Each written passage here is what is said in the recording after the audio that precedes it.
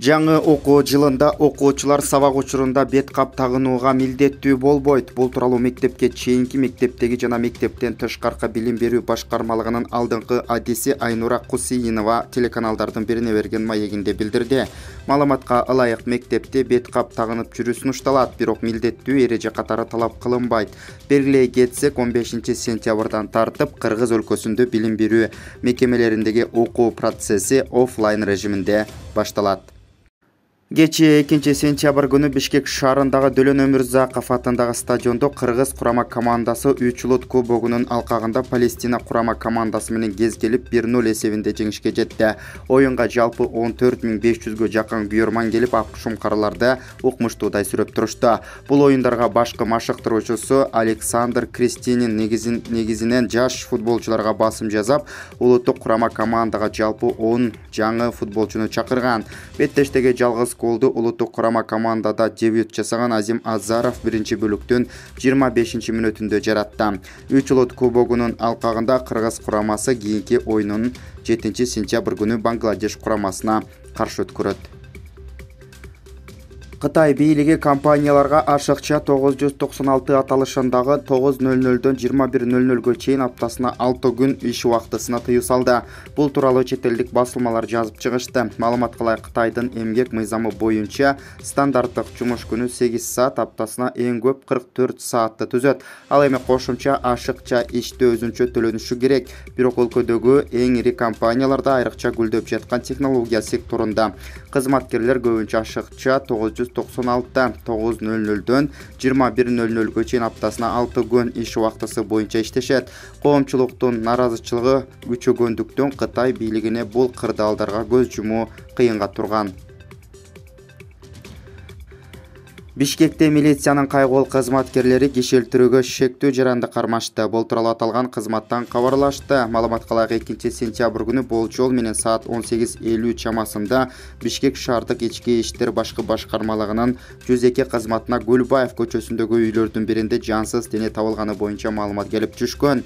Айтылган дарекке кызматкерлер келип, маалыматты тактаганда белгисиз аял үй бүлөлүк чыр-чатак болгонун, бирок баары жакшы экенин айтып, кызматкерлерди кетирүүгө шашкан. Ал эми үйдүн 57 жаштагы жашоочусу өзүнүн 87-жылы туулган С.О. аттуу келинин шаардын сырт жагына өлтүрүп койгондугун айткан. Аталган дарекке кызматкерлер барганда 57 жаштагы кишинин баласы аялын өлтүрүп сөөктү жашыруунун амалын издеп жаткан жеринен кармалган.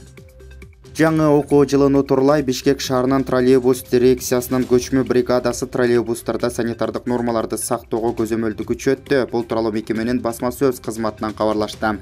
Маалыматка ылайык, кызматкерлер жүргүнчүлөр менен коомдук транспортто бет кап режимин жана аралыкты сактоо боюнча түшүндүрүү иштерин жүргүзүштү.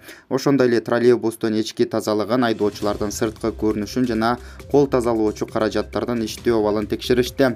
Жалпысынан 130 троллейбус текшерилди. Бул рейдтер аптасына 2 жолу өткөрүлөт. Бригада жүргүнчүлөрдөн коомдук транспортто бара жатканда санитардык эпидемиологиялык эрежелерди сактоону суранышты.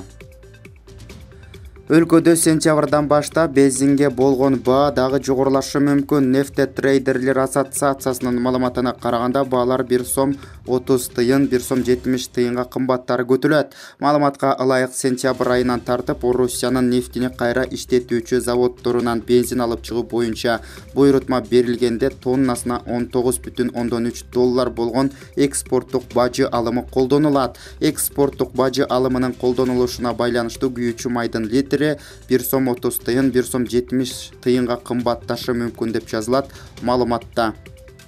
Президент Садыр Жапаров Бириккен Араб Эмаратынын энергетика жана инфраструктура министри Сухейл Мухаммед Аль-Мазруи менен жолугушты. Бул тууралуу президенттик администрациядан кабарлашты. Өлкөгө энергетика, айыл чарба, туризм жана инфраструктура чөйрөсүндөгү ири араб компаниялардын өкүлдөрүнөн турган делегация келди.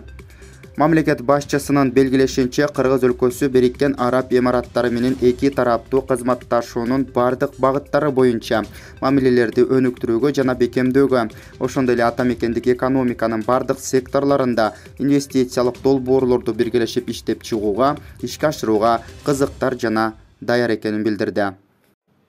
Орусиянын Алтай аймагында 30 жаштагы кыргыз жараны адам өлтүрүүгө шектелип кармалды. Бул тууралуу Алтай аймагы боюнча тергөө бөлүмүнүн башчысынын жардамчысы Людмила Рязанцева маалымдаган. Маалыматка ылайык, шектүү август айынын аягында мас абалында айыл чарба тармагында иштеген 44 жаштагы киши менен жаңжалдашып, андан кийин аны ок атуучу курал менен атып салган. Жабырлануучу алган жаракатынан улам окуя болгон жерде каза болгон. Окуянын жагдайы жана себептерин тергөө иштери улантууда. Президент Садыр Жапаров Кыргыз Республикасынын президентине караштуу улуттук аттестациялык комиссиясы жөнүндө жарлыкка кол койду. Бул тууралуу президенттик администрациясынын басма сөз кызматынан билдиришти. Маалыматка ылайык, жарлыкта заманбап мамлекеттин технологиялык өнүгүүсүндө илимдин стратегиялык мааниси, өлкөнүн өнүгүүсүндөгү социалдык, экономикалык жана маданий көйгөйлөрдү чечүүдө илимий жана инновациялык ишмердүүлүктүн багытталышынын зарылдыгын аныктай турганы белгиленет.